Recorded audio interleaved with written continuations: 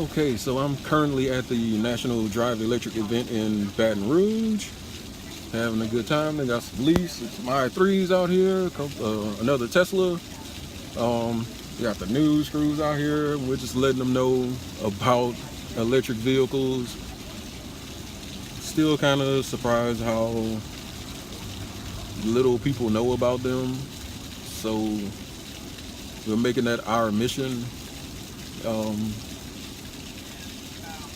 The guy who works for the city and the planning committee or whatever, he was talking about the expense of having more electric vehicle chargers installed, and I had to kind of let him know about the program that Tesla has for the destination chargers and how they pretty much cover the cost of the charger and the Tesla charger and the regular level 2 chargers for any electric vehicle. And that sounded like that was news to him, so hopefully that's something that they can get going, and maybe they can have a partnership with Tesla. Maybe that'll end in Tesla being able to sell vehicles in Louisiana. That's a long shot, but hopefully it helps. It had an impact on fossil fuels and the business that you do. You just need to diversify. You need to have your folks working on a better battery. And they didn't know really how to take that, but it is one of our integrated strategies. When we talk about clean fuels, and first of all, thank you for inviting me here. There's lots of discussions going on in Louisiana regarding clean fuels and alternative fuel corridors. One of the concepts that we are sponsoring as a department is we're actually doing outreach meetings from Shreveport to Lafayette to Baton Rouge and New Orleans, where we're looking at creating clean energy corridors from Shreveport to Lafayette down I-49, and from I-10 at the state line in Texas to I-10 at the state line in Mississippi. The reason for that clean energy corridor concept is there's two questions I want to answer. One, is there an appetite? And I believe that there is. And then two, how do we fund it? I want everybody in this state to have the opportunity to be able to pull into a Love's truck stop or a racetrack, and I want them to have the opportunity to fill up their tank either with gasoline, propane, compressed natural gas, or be able to plug in. We have the full alternative choice selection that you can actually make. Somebody asked the question, well, why would Walmart want you to put an electric charging station at one of their Murphy gas stations? Well, right now, it takes 30 to 45 minutes to an hour to fully charge the battery. So while you're doing that, what would you be doing if you were parked right in front of a Walmart? You'd be in Walmart shopping. So that's their incentive. As a matter of fact, as a part of the Volkswagen settlement, which I'll give you a little background, late last year, Volkswagen settled with the Department of Justice because they were underestimating some of the diesel emissions from their vehicles. So based on the amount of diesel engines you had in the state at the time, you got your share of $4.3 billion. Well, Louisiana's share is $18 million.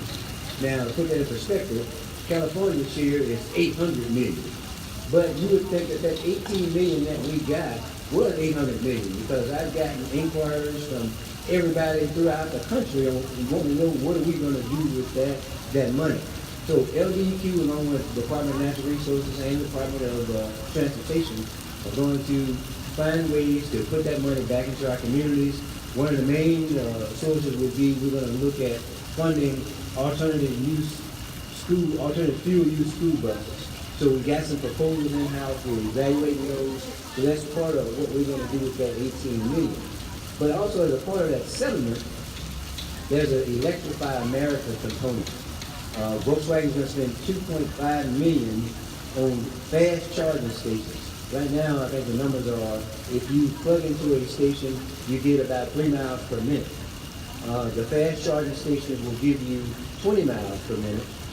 They're going to be like mixed-use communities, and it's the same concept. While you're charging up, you can shop, you can eat in restaurants, and so I've actually placed Louisiana's name on that list to get some of that Electrify America money. All right, final thing is we're looking at being the leaders here in the state as a part of our fleet replacement. We would look to be the first state agency to have an electric vehicle as a part of our fleet.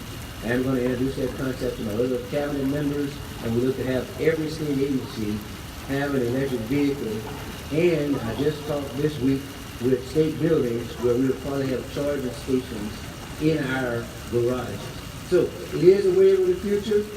For me personally, it would be right now, since Tesla has one that starts at about 35,000. The only problem I've got is a 7-year wait list.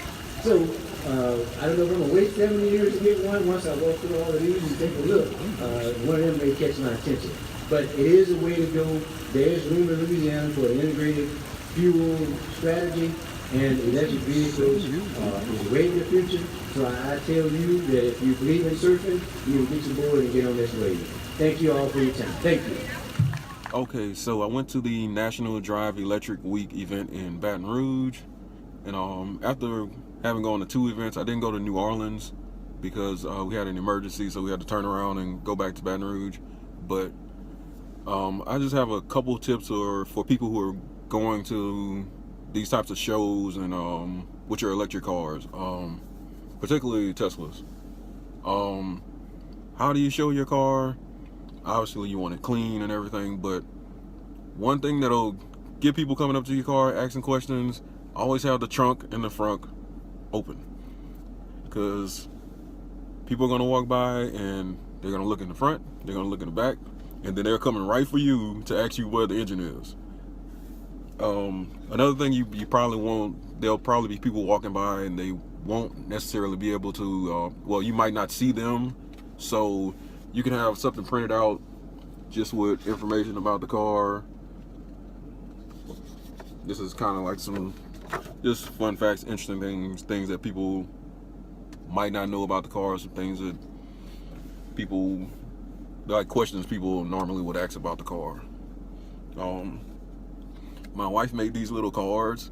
It's my car, and on the back it has like information for, wow, glare. Yeah.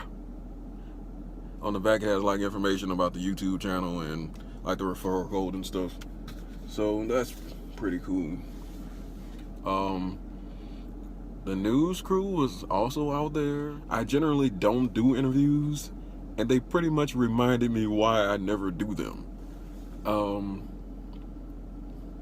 So I was asked about taking my Tesla on a road trip, and they started the part of me answering the question with the other electric vehicle owners, the people who had the i3 and the Leafs, about them complaining about the lack of charging available in Baton Rouge. So yeah, way to take things out of context. And then while I'm talking, they show a picture of a car that's not even mine while I'm talking about the performance of my car. So yeah, good job, WAFB. People who own electric cars gathered in downtown Baton Rouge today to highlight the benefits of their electric vehicles. The DEQ's Dr. Chuck Brown says he wants to add an electric vehicle to his department's fleet. He encourages all the other state agencies to do the same. Some local electric car owners we talked to say they love their electric cars, but they're frustrated by the lack of available charging stations in the area. Never having to go to a gas station. The performance on the car is incredible.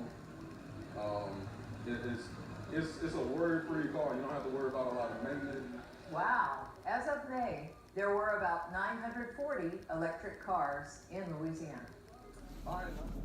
But overall, I really enjoyed National Drive Electric Week. Definitely going to be doing events next year. I'm going to try to do more. I might even try to plan some vacation around that time so I can be able to do more events, because there are some events that start at night and I just have to be in bed at that time. So, but yeah, you meet a lot of interesting people, a lot of people who know things about electric cars, and it's interesting to be able to talk to people who know about the cars instead of like teaching people all the time, which is fun. But it's fun to be able to learn some things from other people. So yeah, if you didn't get a chance to check out National Drive Electric Week this year, they'll be back next year.